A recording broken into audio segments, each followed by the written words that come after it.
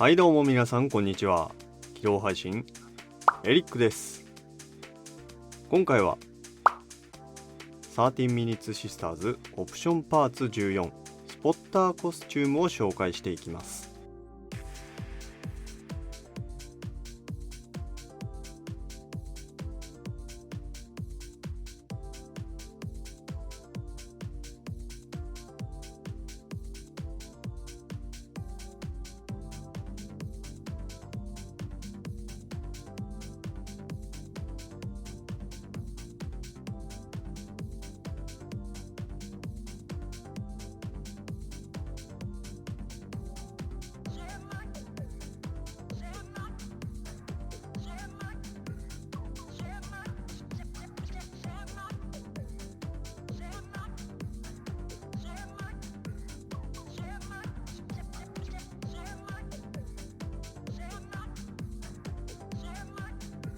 今回のキットには手足のパーツが付属していないので他のキットのパーツを使用します。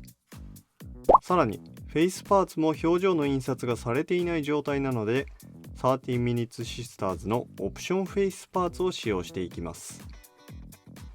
こちらが完成状態です。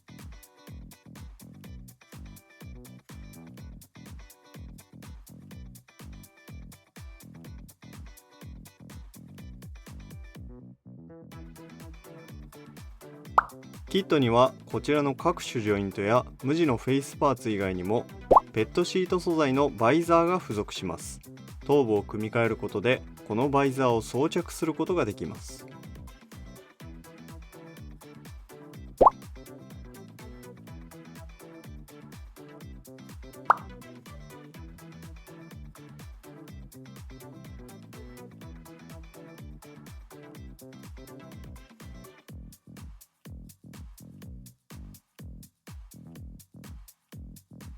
胸部パーツは2種類付属しており付け替えることができます。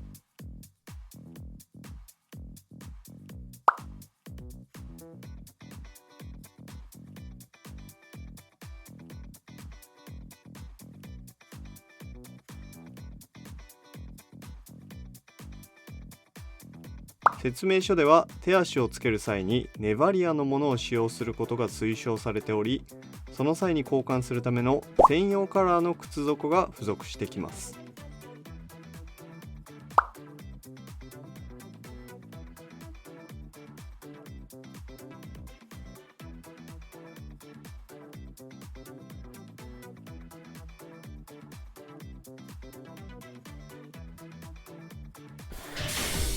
今回の動画は以上です。